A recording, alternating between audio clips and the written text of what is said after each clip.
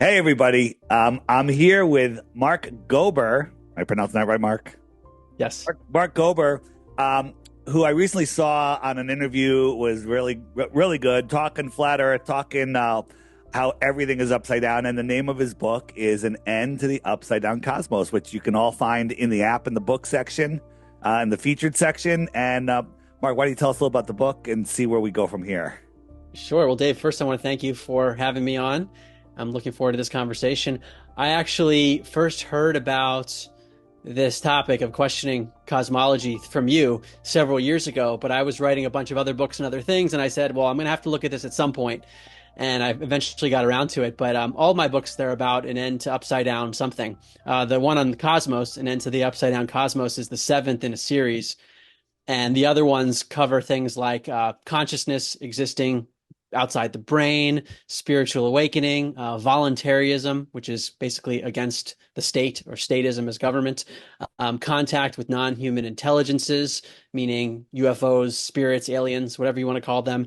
Wrote a book on the Great Reset, one on medicine, challenging the germ theory of disease and looking at the whole no virus issue. And then most recently, cosmology. My background before all this was actually in business. So I went to Princeton undergrad, had a very mainstream education, worked in investment banking in New York, worked in Silicon Valley advising tech companies. And then my whole world shifted when I started looking at consciousness about 8 years ago.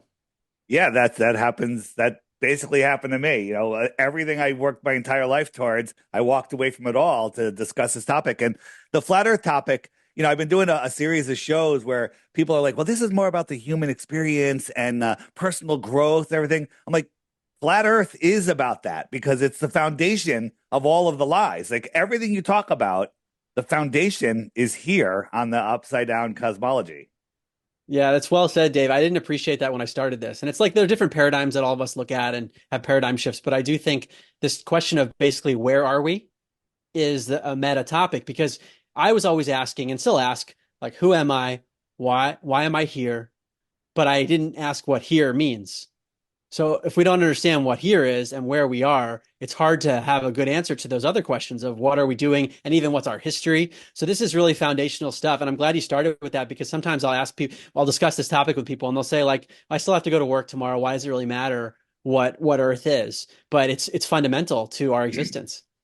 Yeah, if you don't know where you are, who you are, the power that you have, you're stuck in a trap. And I get asked that question in every single interview. What difference does it make? I still have to go to work on Monday. And we were all programmed to say that exact line, right? I still have to go to school or I have to still go to work on Monday. And I said it. I said it when I started hearing about this. And I judge people. I do judge people when when we're talking flat Earth and they're throwing out their globe proofs and how fast it takes them to get to the what difference does it make? What difference does it make? Because some people do it after one question. Some people you need to show them 10 flat Earth proofs or globe debunkings, and then finally they throw their hands up. And I think the sooner they get to that question, the smarter they are. I think there's a correlation in there. I can't say it's an absolute correlation, but I think there's a correlation. It's fascinating to me the resistance to this topic, especially because it's not harmful. Like some of the medical topics, I could understand if you believe the current allopathic paradigm that you could be scared for someone's life if Yeah. you fully believed it. Whereas this, why do people get so upset? And they seem to get more upset about this than anything else. It's funny as all of the people that are into the flat Earth, they all woke up to the allopathic lie, right? They all woke up. They're all awake to that. So what? So is it because we found our foundation? We've connected to the true energy. Where we are. When I've always heard, the Earth is living. And years ago, before I realized any of the spiritual stuff, I'm like, oh, these people are crazy. These New Agers, the Earth is alive. Then I was like, maybe the Earth is alive. And now I realize not only is the earth alive, the sky is alive, the air is alive, the clouds are alive, we're alive. Everything here is in a living system. The rocks are alive. Okay? That's how I see it. It's all part of this living system. Right. Versus the materialist view, which is that everything is just dead matter and it's all random. And we're here because of a big bang 13.8 billion years ago and billions of years of evolution. And when you die, that's the end of it. There's nothing built into reality itself. Whereas I come out in a very similar place to you, Dave, where that I think consciousness is the basis of reality at some level, something like that. That means everything that we call matter, everything that we call cosmology is imbued with this intelligence. 100%. It's all connected. I mean, the way you and I came across each other, and I reached out to you to have this interview. We already had dialogue, right, in the past about stuff. And you had me pre-read a few of the chapters in your book. And I was like, I didn't put it all together until literally like an hour before this interview. I'm like, wait a minute, I've been talking to this guy and I have your book. And I was like, this is fantastic. But the book looks amazing. How's it doing? Is it, are people getting it? Are people waking up? Yeah, it's only been a few weeks, but I feel like it's getting out there a bit more than my other books. This seems to be a hot topic. And what I'm finding, and has surprised me, is that people who, let's say, haven't really looked at the topic before are reaching out to me and saying that they're very open. I've gotten only a few like just hardcore like skeptic responses without really good rebuttals, but the people that are looking honestly, even ones that like I said, who haven't looked at this before, there's a lot of receptivity. Yeah, it's a polarizing topic for sure. I mean, you have the people that just will not look, will never look, and will attack you, and they don't know either model. And then there's the people that are like, oh, I get it, So we're at a time right now. You're like, if you released that book in 2014, you probably would have sold the same number of copies as you sold today, in the last 3 weeks. Yeah, But now it's the perfect time. exactly. As people are waking up, I've been saying there's going to be a massive void of books needed on this topic, and kids books, adult books, everything. And it's a prime. I don't want to say marketplace, but marketplace. There's going to be a void. People are going to be wanting these things, and I think it's a great tool. And that's how I was looking at it too, is that there's so much information out there. And I just wanted to give people a starting point and resources. So I mentioned you and your app, which I recommend to everybody. That really helped me in my research process. That you have, especially your frequently asked questions section, where you have playlists on all the common questions people ask. Like that should be, anyone who's interested should be looking at that for sure. And like the work of Austin Whitsitt, like really going deep into a lot of the science, multi-hour webinars on his YouTube channel. So things like that. I tried to put it all in one place because most people don't know how to get started. They might hear one thing that sounds interesting, like where many people can see things that should be blocked by the physical curvature of Earth. If you believe the radius value of 4,000 miles at the equator, like if you believe that, you shouldn't be able to see certain things. And people might hear that one thing and say, that's interesting, but there's too much other stuff. Like, how do you explain gravity and all these things? So I try to give a primer in this book. Yeah, so there's all of those questions are answered. You just hit the question mark button, and that alone to me, this was my favorite feature. But now that I have a lot of favorite features, but I was gonna make a good point, and it just escaped me. It's coming back. What was it? Good. You say something else, and it'll come back to me. I just lost it. Yeah, I wanted to mention something you said before about how people don't even know what the models are. And Yeah. so they'll have a knee-jerk reaction against they'll say that's just flat Earth, you're going to fall off the edge. But they don't even understand what people are actually asserting, or that we're on a disk floating around the sun, but also elevating at 9.8 meters per second squared because of gravity. That's not even the model people are talking about, even though it's part of the flat Earth society. So there are these psyops that are out there that people don't realize. Mark, I don't know if you're aware of this. There's flat earthers that have converted to the earth is flat, but rising. Hmm. It's a rising flat earth. And now the concave earthers are back, saying that we live on the inside of a ball. And, the thing is about this, I believe we're in a massive spiritual war. I think you're on board with that. And Yes. that there is, for lack of a better word, is it satanic forces? Is that the right Yes. word? That are out here to obfuscate the truth. And what they now have these true earthers. I'll put everyone we're looking for the truth. We're globe deniers. Okay, so all those three categories are globe deniers, but they have us fighting with each other instead of trying to unplug people from the ball matrix.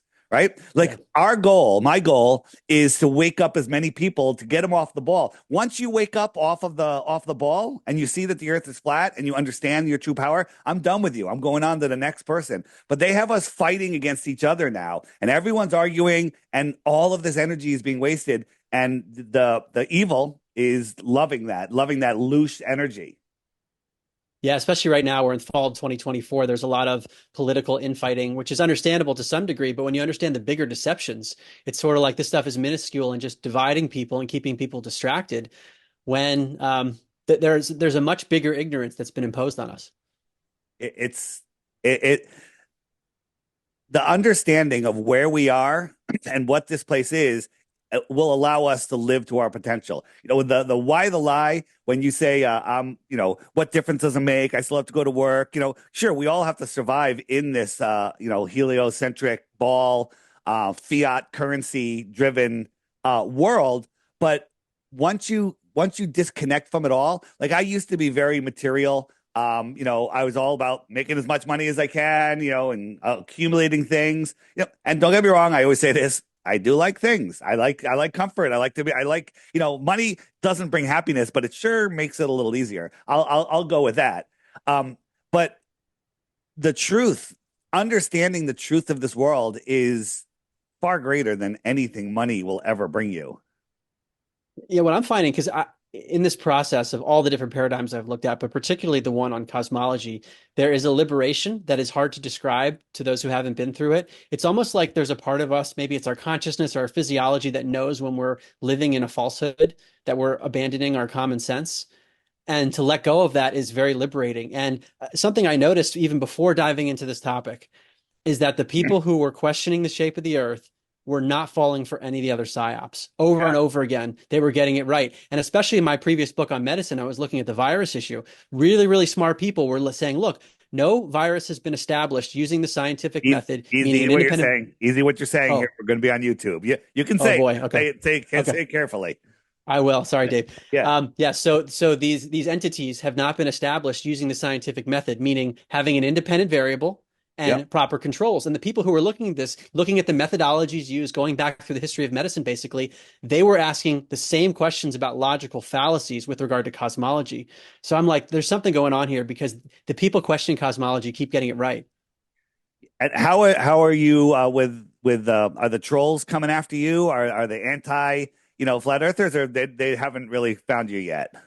I don't think they found me yet. In general, people, I don't know. I think my books are kind of quiet. Yeah. So I don't really get that much traffic. I don't hear from all that many people. And so it hasn't happened yet. All right. Little harder to find you. I'm kind of all over the place. So, you'll see when this comes out, the trolls will show up first. I live in their brain rent free. It's amazing. So, and they are obsessed with trying to stop flat Earth. I mean, it is such a sad life. Being that way. Like, do you ever hang out where you hate with things that watch topics that you just hate and watch it again and again and again and just like move along. Thank you. Move along. Nothing to see here. I don't quite get it, other Yeah. than there's something really dark about the mainstream model. And I just want to mention something that this logical fallacy that I see in Yeah. cosmology and medicine everywhere, the affirming the consequent logical fallacy, which is basically it's I'll give the formal example, then an easy one. If X, then Y. Y is true, therefore X. What do I mean? If it rains, then the grass will be wet outside. If the grass is wet outside, then it must have rained. Well, that second statement isn't necessarily true. The grass can be wet outside for reasons other than rain. Right. Maybe there was a sprinkler system, or someone poured some Or water on it. do. Like there, Do. or do. We could come up with like a million different reasons. And this is what happens often among skeptics is they'll say, well, the globe model can explain this, and therefore the globe model is true. And sometimes the globe model can work, but then there are other models that can work too. Right. It's not mutually exclusive to the globe. Circumnavigation east and west is not mutually exclusive to the globe. Circumnavigation south is mutually exclusive, but it's never been done. Okay? Right. It's never Right. been done. It's never really been done. And Or even yeah. if we look at geocentrism versus heliocentrism. So heliocentrism is that Earth revolves around the sun. Geocentrism is Earth is at the center. This debate that's an ancient one. All the major physicists, Einstein, Stephen Hawking, and many others have said, look, if you just look at what's happening in the sky, you actually can't tell the difference between the two. Both models work, geocentrism, heliocentrism. But we've gotten locked into the heliocentrism explanation because, for example, Galileo, when he looked in his telescope, they latched on to the heliocentric version of what he saw when you could also explain it with geocentrism. Right. The same with Eratosthenes. that first, it's impossible to do that back then if our history is correct. 500 miles apart, two guys communicating with sticks and shadows versus, it works perfectly on a flat Earth. Again, question for you about your happiness. How are you doing? I mean, you went to college, you had your career, and you walked away from all that. Are you generally more happy now? Less happy? How do you feel? Yeah. Yeah, for sure. Definitely freer. Yeah. It's not a linear path. So definitely if there's things that I haven't let go of, those I feel more strongly. So they'll bring me down if I'm not in alignment. Like I used to be able to just push through it. Now I can't. But I definitely feel a sense of freeness. And especially when I'm writing these books and researching the topics, it's like it's just a full body yes. That's the best way to describe it. Yeah. And I always say, there's a lot of people that used to be on SSRI drugs, depressed, people that had drug addiction, that when they found flat Earth, they were able to kick it after not being able to kick the depression or the addiction for years. And I always say the way I envision it is, we're here having this, for lack of a better word, avatar experience, right? We have Yeah. our conscious mind, which is how we navigate in the physical world. And then our eternal soul is our inner voice. All right. And your inner voice knows the truth of everything, and it's trying to talk to you and guide you. But when you're lost in the news, which I say is northeast, west, south, steering your mind, okay, when you're lost in all of the nonsense and all of the psyops and all of the political theater and everything else, and you're not listening to your soul, after a while, your soul gets depressed. Your soul just like Yeah. kind of gives up, and then that's where that comes from. And when you discover the truth, that must be so inspiring for your soul going, yes, we're finally here. We're going to get our mission done or whatever it is. So that's how I see it. That's true for me. I don't know how it is for other people. Yeah, totally. There's something about living in falsehoods that I'm appreciating more and more that weighs down the soul, weighs down the physiology, probably relates to health concerns that people don't even realize why they're getting sick, but it's perhaps because they're just not in alignment because there's so much ignorance imposed on us. And that's the other part of this to me that I've come to realize more and more. So when I first started off looking at the brain versus consciousness, and I said, oh my goodness, there's so much evidence that the brain's not producing consciousness, and there's a soul or whatever it is that seems to survive when the body dies.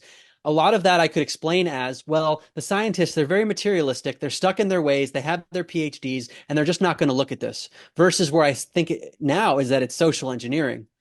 And there's a great interview done with Mario Beauregard, who's a neuroscientist, and he wanted to study the science of spiritual phenomena. This was on the Skeptico podcast. He did the interview, and he talked about being at a neurological institute in Canada where the head of the institute said, you're never going to study spiritual phenomena as long as I'm alive. And he goes, this is social engineering. This is dark versus light. Awesome. Yeah, I agree. Um, I love the fact that you're writing physical books because I have a lot of physical books. A lot of them I haven't read. One day, hey, maybe the internet's not going to be on, but also just having the energy of the book. I love your cover. The book is it looks really good. I haven't read it yet. I haven't read it except for the pet chapters that you gave me, and it was very exciting. So it's good to see you making the rounds and promoting the book. Do you want to tell people where they can get your books and about any of the other books? Give us a Yeah, little rundown. yeah, thanks, Dave. My website is a good place to start. It's just my name, markgober.com, markgober.com. All the books are available on Amazon, and they're all in hard copy, Kindle, and Audible formats. And I read the Audible myself. Oh, sweet! I didn't even know you had the audio ones. I love audio books when I'm traveling around. Yeah. Um, Anything else you want to talk about? We can go anywhere you want, or we can keep it short, whatever you like. I would ask you, Dave, I mean, what's your current theory on who are we? Why are we here? What is Earth? Yeah, that's a great question. I'm just listening. Are you familiar with the show I've been on a few times, Veritas Radio with Mel? Veritas Radio. I don't think I've heard that one. Yeah, it's an audio podcast. Now it's actually a video now. And it's veritasradio.com. And he just had the guy on. Did you ever hear the story of the guy that talked about the cube in Antarctica? The cube where they went and visited this gigantic cube, No. right? Well, this guy's talking this new one, and it's an amazing interview. Check this out. The guy speaks Spanish, right? So the last time he did the interview was translated, but this time he used advanced technology where they did the interview in Spanish and it translated it into English, cloning their voices into English. So it's quite interesting. But that's a little the side point. but he's talking about how there was a reset in 1750, around 1750, and this round of civilization is 350 years old. That's it. Mm. And he talks about Tataria and why and oh, the reset was done. He says he has no idea who did the reset. He said, but because the human race was getting out of control, they had free energy and healing, and the world became, I think he was talking about overpopulated. I got to listen a little more carefully.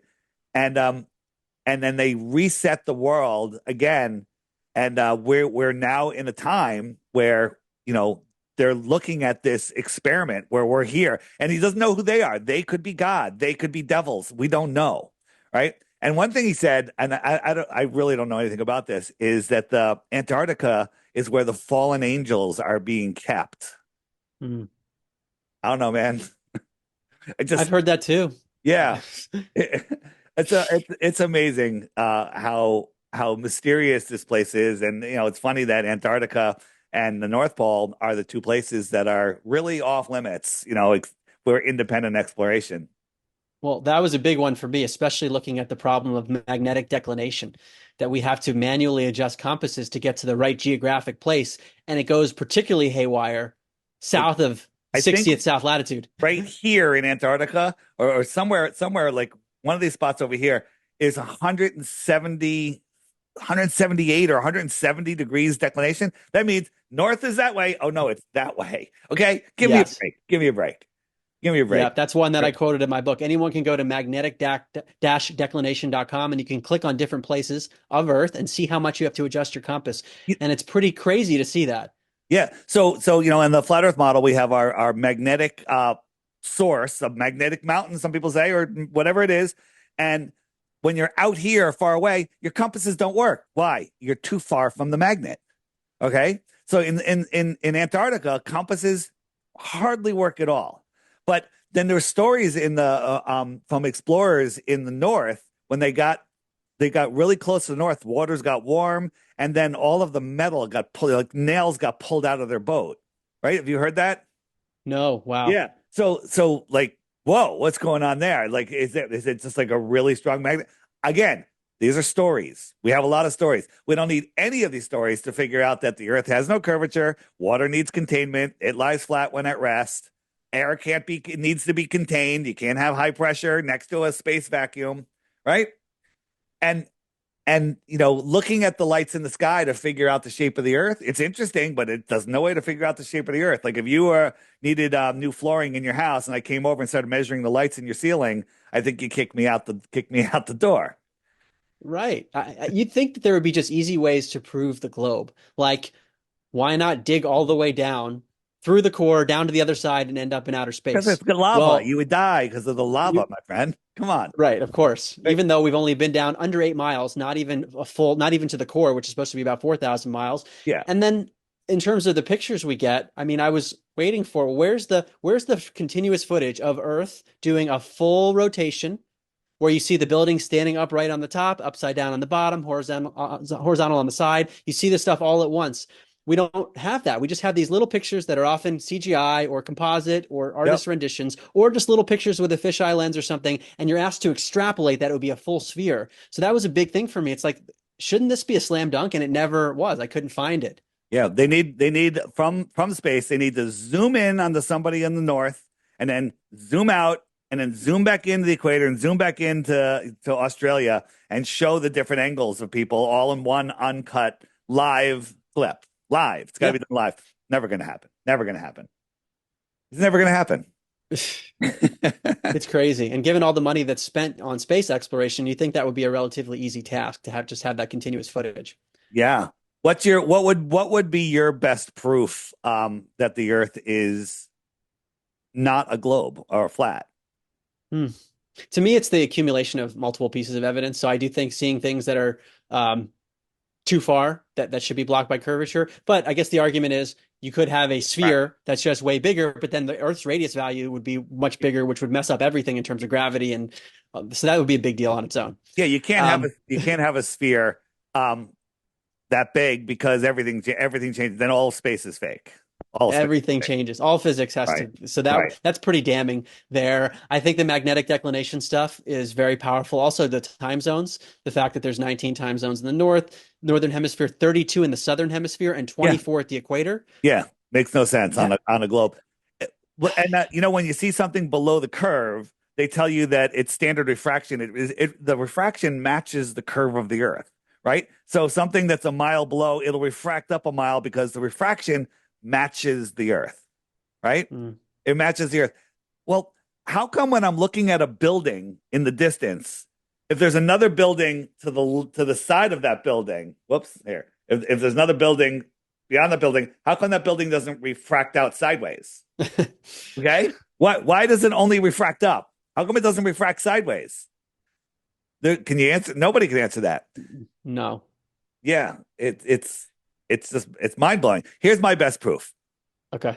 So Santiago, you got Antarctica, you got Australia over here. All right. So we get two airplanes. We fly a whole bunch of people, talk about big airplanes. And we go here. Now it's about 10 to 13,000 miles around, 500 miles an hour. It'll take about 10 hours to fly from here to here. And then the two planes can meet over here.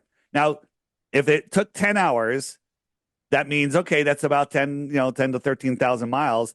If we went around the flat Earth, it would take 68 hours, right? So there's a wide margin of Mm, difference. So here's the question for you. If it only took 10 hours, would that be globe proof? Trick question. would it be globe proof? What? Yeah. Trick question.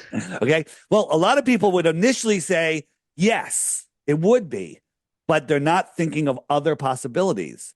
What if, you know, what if the world was like this and there was just other continents out here? And so Right. here, there's a base here and there's a base here. So we fly to Antarctica, we fly around and meet over here. It took 5 to 10 hours. Does that mean the Earth isn't flat? No. It means that one of two things. It's this is an island continent off of Santiago, right? So what would we need to do to prove it? Or there could be bases, and it's funny that people from the Australian side base never go visit the people over here or vice versa. You know why? Mm, Because it's too far away, right? So the trick is you'd have to do one more leg. You have to go from this base, right? We started over Santiago. We went here. We came around 10 hours. Then we have to go to Australia. I give them 5 hours. I give them 10 hours, right? If you can get there in 10 mm, hours, I'll say the Earth is a globe. But the problem is it would take like 90 hours, it would take even more to get from here to get all the way back over. It would just take too long. right. That Right. to me would prove it. But that will never happen because we're not allowed to fly over there. It'll never happen because we don't have planes that can fly that far, right? It'll never happen because this doesn't exist. But if it did exist, it could happen.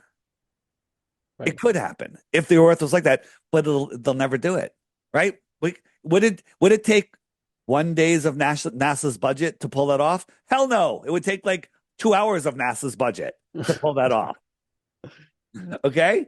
But I'd rather just see them doing flips with wires and playing with balls of water around electricity. I mean, that's just much more interesting. That's where I want my money to go. Right. Or having things fall while something else is floating at the same time in an Yeah, well, ISS video. there's pockets of gravity. You have to be careful. There's pockets of Right. gravity. Right. And I did see that video. how many NASA flaws do you need to see before you say NASA's nonsense, right? It I mean, just that was a hard one for me. It's like, could they really be lying about that much? But if there's any instance of fraud, and there are many, you then have to ask questions about everything. And we're already questioning, let's say, the health agencies. Everyone seems to be cool with that. But the minute you start asking about the space agencies, there's this like, I don't know, knee-jerk reaction against it. right. I mean, there's so many things. The green screen screw up right here. Look, the green screen. Uh-oh. Like, and the excuses they come up with are just pathetic. And then the ones that are really tough, they just ignore. They don't even do that. Like the guy's hand. Oh, that's because of cosmic rays. That's because of cosmic rays. That's why that happens. Mark, cosmic rays, and the guy's being faded in. This is a submarine hatch, right? And this is a space hatch, a tortilla, right? I mean, why don't Spacesuits explode. You ever put like a Stretch Armstrong in a go search Stretch Armstrong in a vacuum chamber? Okay, he explodes. All right, hey, and then you got a glass of water on the Chinese space station. You know what's funny? Chinese are just like Americans. They forgot to film the construction of their space station. Hmm. They just built it and didn't film it at all. So It's wild. Well, most people aren't looking at this stuff. That's what I found. I mean, I hadn't looked at it until I decided I was going to. You just people accept certain things as true, and it's just too hard to believe. yeah, people just like to believe and they like to be lazy. And this is not a lazy man's topic. You have to actually take the time and look. Like you could believe the earth is a ball because you were told. That's lazy. That's lazy. That's intellectual dishonesty. And then refuse to look at anything that would counter that argument. Yeah, you reminded me of something I do want to bring up because this is what hooked me. Is like if you believe the mainstream cosmological model, you're forced to say, number one, that 96% of the universe is dark matter and dark energy, and we only understand 4% of it. And there's no unifying theory of physics, meaning the two main theories, quantum mechanics and relativity, are incompatible. Michio Kaku has even said this is a major discrepancy in physics. And then, so to say that the current model works well enough is not actually true. And then if we look at dark matter, for example, I actually start my book this way. Dark matter was basically invented out of thin air in 1933 when Fritz Zwicky was observing this cluster of galaxies, and there was basically missing mass in order for the theory of gravitation under Einstein's general relativity to work. There was under 1% of the mass there. So instead of saying we need to rethink all of gravity and basically physics and even Einstein, they said we discovered dark matter. Now, the problem is, more recently, Pavel Krupa, who's an astrophysics professor at the University of Bonn in Germany, he and his colleagues from around the world have been testing the predictions of dark matter, and they say they have falsified it, meaning dark matter is not even there. So you can already see that there's a cosmological house of cards. Yeah, it's they just make it up. I always say to somebody, I said an example would be you lend me $100, I'll pay you back tomorrow, and then tomorrow I give you $3. And I said, we're even. And then they said, what? I was like, well, the other $97 are dark dollars. Okay, they're there. Right. Trust me. They're They're there. there. They're there. Trust me. It's fine. We're even. Okay. It's crazy. It's nuts, and then and the thing is when somebody's like just learning about this and just willing to lower their ego down a little bit, the trolls will show up and just throw out indoctrination nonsense. And it's just easier to go, you know what, I don't want this. Okay. Like, hey, you know what? That matches what I was told. That's matched what I was sold. And I'm just going to go with that because the majority of the people, the masses will agree. So I want to go with the masses. And I always say, you need to be careful following the masses because sometimes the M is silent or most of the time. I mean, and I just still have not heard a good rebuttal. Most of the rebuttals are things like circumnavigation, which can easily be explained on a flat map, or things they haven't looked into, or a knee-jerk reaction of you're falling for a psyop, or I well, a did that. sphere is I some. did that. I Yeah, I mean, said a that lot of people, originally. Yeah, yeah. and I was worried when I first started, but I think there's a lot of interesting evidence. And then also, there's this idea that some people say a sphere is like a philosophically or even mathematically preferred shape, and therefore Earth must be a sphere. Have you heard that one before? I have. I've heard them all. Yeah. It it's just it's mind blowing. It's never ending. And my favorite question though is the lie, and um it's the foundation of all the lies. I said that earlier, but it literally is the foundation. Like as I said earlier, all of the flat earthers didn't fall for the other nonsense, right? Yeah. Some of them fall for some of the nonsense. Some of them are still, voting, whatever. Who knows? And but the big stuff, breathing on grandma and killing her. No one fell for that. Mhm. Okay. Yeah. So Yeah, there's something that awakens the person, maybe the pattern of deception and the pattern of logical fallacies. They can be applied to everything, whether it's a scientific topic or a political topic. It's like the same way of thinking that causes one to ask questions about our assumptions. So basically, if we're told something is true, I think most of us and most of your audience members will say, "Okay, I'm glad you proposed that. Explain to me how you know that's true." And right. many people are not doing that exercise. Awesome. Any appearances you're having coming up? Any places you're going? Speaking No, event? it'll be interesting because, like I said, I've written about so many other topics. I don't know where this is going to go, but I really appreciate the just the opportunity to chat with you, Dave. Yeah, awesome, awesome. I'm going to be speaking. I just got invited back to Acapulco in Cool. February. So if anybody is interested in going there, if you're looking for a place to go for the winter vacation, go to this Truther conference. It's everything is there from every topic you've been talking about and more. Dr. Andy Kaufman speaking again this year, and I'm going to be there. And I'm actually doing a debate with Jeff Berwick on my side. Me, Jeff, and Steve Faulkner from Spacebusters, and we're going up against the one guy. There's only one guy who is the head of another conference, and it should be interesting. I just hope he doesn't research flat Earth before then, or if he comes to my presentation the day before, then there's going to be 4 flat Earthers arguing with nobody. So, it's going to be. I look forward to seeing that one. It's going to be a good one. So, Mark, your book, your website is Mark Gober, GOBER.com. All your books are there. They're on Amazon. And I recommend get the books, hold on to them, read them, leave them on the coffee table, gift them to people for Christmas. Looking for Christmas gifts? Give them a flat Earth book, okay? Right? Give your uncle, give your grandfather, give them the flat Earth book, and and see what it does. You could plant a seed that may sprout.